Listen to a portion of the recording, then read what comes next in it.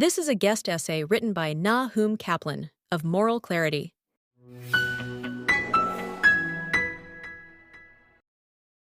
The mainstream media's shock at the U.S. presidential election result has shown how many newsrooms are out of touch with what they purport to be covering. Regardless of how one feels about the U.S. election outcome, the results make it clear how most legacy media views the world is quite different to how most Westerners do. As a journalist and media strategist, I follow these things closely and have written about the drivers of change and decline in mainstream media and some particular peculiarities in the U.S. media. None of this surprises anyone who has followed international media's coverage of the Israel-Hamas-Hezbollah-Iran war. Since the Hamas-led October 7th massacres and kidnappings in Israel, coverage has looked like it was about a dystopian parallel universe in which Israel was the aggressor and Iran and its proxies are the victims. A key part of the media's bias against Israel has been in what it has chosen not to report on or not to feature prominently. Here are some stories that should have been major ones, or at least been a significant part of the coverage, which would have given audiences a more honest and comprehensive understanding of the conflict. They are also great news stories in their own right.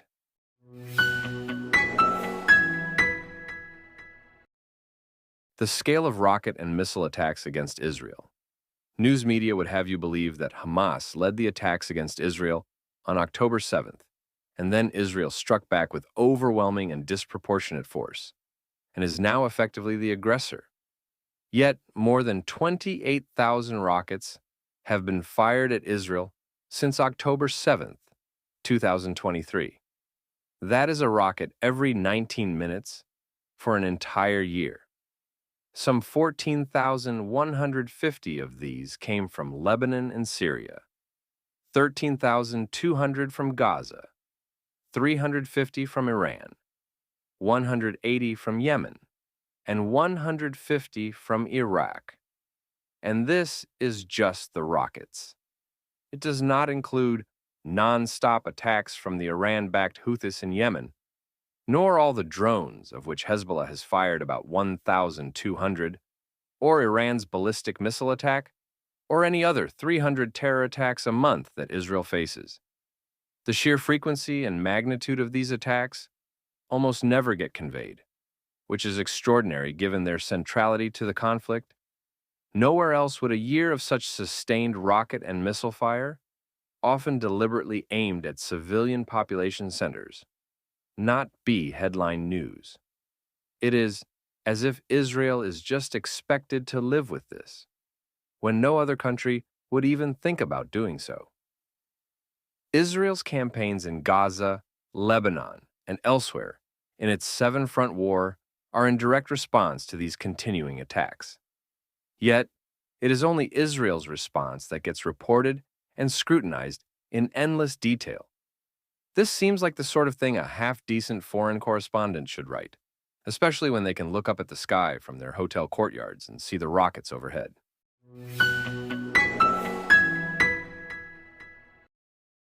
The impacts on Israeli society. The media has provided almost blow-by-blow accounts of Palestinian and Lebanese suffering, and almost none of Israeli suffering. This has fed the illusion that Israel is the aggressor and causing wanton destruction. At one point, as many as 200,000 Israelis were internally displaced along the Israel-Gaza and Israel-Lebanon borders. There are still about 100,000 Israelis, Jews and Arabs, displaced in the north of Israel, where the country has effectively lost sovereignty. They have been homeless for over a year. Rarely are such people interviewed or humanized. Some 1,706 Israelis have been killed, more than 5,400 injured, and 101 who have been held hostage in Gaza for 406 days. Additionally, thousands of Israeli homes have been destroyed, and Hezbollah rockets have started 41 wildfires that have burned through more than 10,000 dunams of foliage. The minimal international coverage of this leads to the inescapable conclusion that the media does not care about Jewish or Arab suffering unless Jews have caused it. Only in the latter case does the media overpublicize what would otherwise barely be back-page news. As the tiresome saying goes, no Jews, no news. By contrast, Palestinian casualties and lies about them get extensively reported and underwhelmingly fact-checked. Yes, the Palestinian numbers are higher, but that in no way explains why the media should report only one side's casualties or ignore that the Jewish state is under siege. The media's inadequate coverage of how severely Israel is under attack and how devastating the impact has been propagates the deliberate effect of making it look like only one side is doing the shooting. This is journalistic maleficence.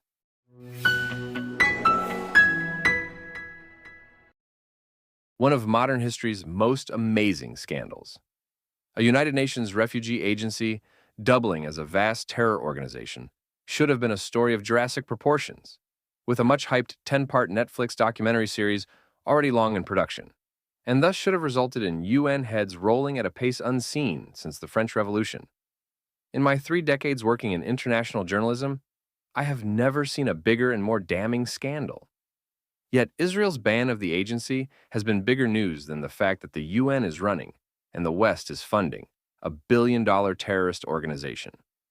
The media has created the impression that there are just a few rogue people in the UN Agency for Palestinian Refugees, UNRWA, who were involved in the October 7th massacres and kidnappings, and a few more who were close to Hamas, and that UNRWA has dealt with it. This is pure guff. UNRWA is a head-to-toe terrorist organization that is indistinguishable from Hamas. They are two hydra heads of the same terror beast. It is impossible to strike one without hitting the other. Here are some facts that I managed to pull off the endangered species list. 1.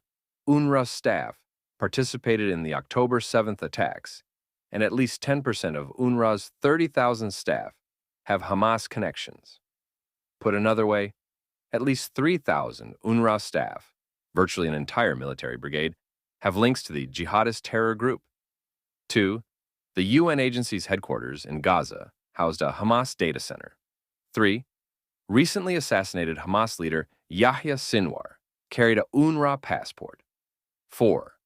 UNRWA buildings and schools stored extensive Hamas arsenals and were connected to Hamas's tremendous tunnel network. And 5. UNRWA schools taught Palestinian children a wildly anti-Semitic and jihadist syllabus that radicalized Palestinians to aspire to die as martyrs killing Jews. These are not syllabus oversights. It is estimated that at least 1,000 changes would be needed to remove all the anti-Semitic references. The Israeli government has been complaining about this for years, essentially ignored each and every time. Historians will marvel that UNRWA was ever allowed to operate for so long. In a morally sane universe, Israel's banning of UNRWA would not be controversial. It is patently ridiculous to think Israel, or any country, should allow an organized, well-funded terror group to operate within its borders and cooperate with it. It is equally ridiculous that the media, which devotes thousands of column centimeters and inches to things such as Hillary Clinton's emails, could not find enough digital ink to cover one of modern history's most amazing scandals in a remotely proper fashion.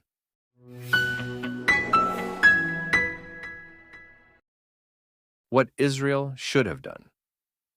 News media has been highly critical of Israel's response to Hamas in Gaza and Hezbollah, which joined Hamas one day after October 7th in Lebanon. Leading writers have had cataclysms leveling false allegations of genocide, ethnic cleansing, and war crimes against Israel, but they have never written seriously about what Israel should do or have done instead. Editorials lamenting the loss of innocent lives, detailing the horrors of war, and demanding an immediate ceasefire are easy to write. Penning ones with credibility is very difficult, though, because it requires being able to write what else Israel could or should do. Given that a ceasefire would leave Hamas and Hezbollah in power, not reduce their threats to Israel, not stop them from attacking again, leave Hamas and Hezbollah's terror infrastructure in place, and not get Israel's hostages back, to name but a few challenges. What policies other than war could Israel realistically follow? An in-depth story trying to answer such questions seriously without being awry with the fairies and thinking that everyone just stopping shooting is a serious solution would still make an excellent story for some enterprising journalist.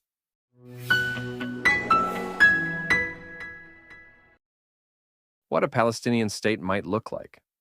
I have written why a two-state solution is a terrible idea. And one reason is that a Palestinian state would be a dictatorial terror state. Anyone sincere about there being a Palestinian state, which seems to be most of the commentariat, needs to explain how a Palestinian state could be made viable. There is an excellent story to be written on what a quote-unquote reformed Palestinian authority would look like, what would need to happen to achieve it, what obstacles to it are, and how feasible and realistic it is. How could a Palestinian state become the only democratic one in the Arab world? How could Islamism be tamed, given its widespread support among Palestinians? These are huge questions. I suspect no journalist has tackled this topic properly, because they know it will become apparent that a Palestinian state will be a shambles for both Palestinians and Israelis. And they do not want to admit this, because it would challenge their deep-seated anti-Israel narrative. This is not just a whine about the state of journalism and media bias. The stakes are incredibly high in terms of the war itself and the rise in antisemitism globally, most recently evident in the modern-day pogrom in Amsterdam. Honest, fact-based reporting would help people form more rational and reasonable conclusions about the conflict. Journalism has changed. The days of great titles or mastheads that command respect are long gone. However, there are still good journalists and great pieces of journalism being done. Professionally covering topics such as these is a way they could do the industry and the audience it purports to serve justice.